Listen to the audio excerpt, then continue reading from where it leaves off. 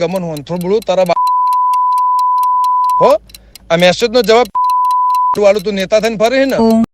જય માતાજી મિત્રો, સ્વાગત છે ફરીથી એક નવા વિડીયોમાં। તો મિત્રો આપણી ચેનલમાં પહેલાં તમે નવા આવ્યા હોય તો આપણી ચેનલને એક સબસ્ક્રાઈબ કરી નાખજો। તો મિત્રો ગમન સાંથોળ અને કીર્તિબેન પટેલનું કોલ રેકોર્ડિંગ વાયરલ થઈ રહ્યું છે। તો મિત્રો એ તમને કોલ રેકોર્ડિંગ આપણે તમને સંભળાવીશું। અને વધતા જતા વિવાદના લીધે ખજૂરભાઈ અને કીર્તિબેન પટેલનો વિવાદ દાડે ને દાડે વધતો જાય છે। તો પહેલાં તમે મિત્રો કોલ રેકોર્ડિંગ સાંભળો, પછી આગળ વાત આપણે કરીશું। હા, જય દીપોમાં બોલો બોલો। બસ એકદમ મોજ મોજ। પ્રોબ્લેમ તો ઘણા વર્ષોથી છે જ તે, પણ અત્યારે લગીને ચૂપ હતી।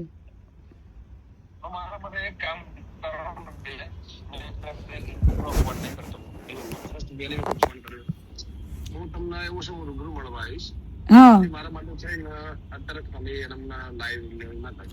નહીં પણ આની અંદર કોઈ સમાધાન નું હાથ નહીં, કઈ મારે કેવું છે જ નહીં, પણ દુનિયાને ખબર પડવી જોઈએ કે વ્યક્તિ શું છે।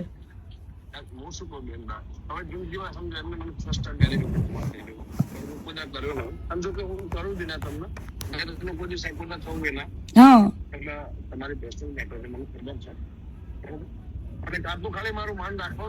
અને ત્યાર વખતે કેવું છે ગમન બુવાજી, ત્યાર વખતે છે ને કીર્તિ પટેલ એકદમ ભોળી વ્યક્તિ હતી ને મેં સહન કરેલું છે, બરાબર। અને ઈ મારા મા બાપ પાસે જઈને બેઠો, 3 વાર મારા પપ્પા પાસે ગયો, ત્યારે મેં એની મેટર ચૂપ રાખી હતી। પણ આની હવે એક પછી એક બધા હારે ગેમ કરે છે, તો મારી હારે ગેમ કરી હતી, તો હું કેમ ના ખુલીને કહું લોકોને।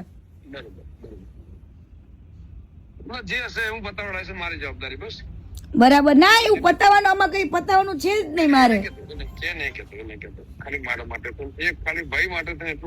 આજે ના અરે આબરૂ જાય, આજે મેં આટલું બધું કર્યું છે, મને તો મીડિયા વાળા કેટલાય કોલ કરે, હજુ મીડિયામાં તો ડિબેટમાં હું બેઠી જ નથી, કાલથી બેસીશ। આવા લોકોની આંખ ખુલવી જોઈએ, ખોટા માણસને સપોર્ટ કરીને કોઈ મતલબ નથી। ઈ કે એને કેટલી છોકરીઓની જિંદગી બગાડી એ બધું જ કહીશ।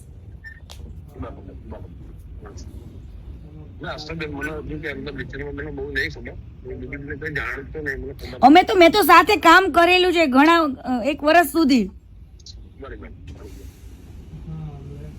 એટલા માટે।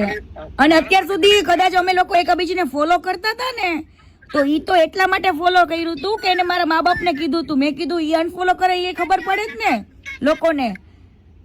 મારા માટે એક કામ કરશો, ખાલી આજનો દિવસ બંધ રાખશો। કાલે હું તમને એવું છે, રાત્રે તમને રિંગ કરું, વોટ્સએપ કોલ કરું, તો હું તમને રૂમે જઈને ફેમિલી છે રૂમે જઈને શાંતિથી કોલ કરું, હું ઘરે લઈને ખાલી ફરવા આવ્યો, અને આજનો દિવસ મારું માન રાખજો।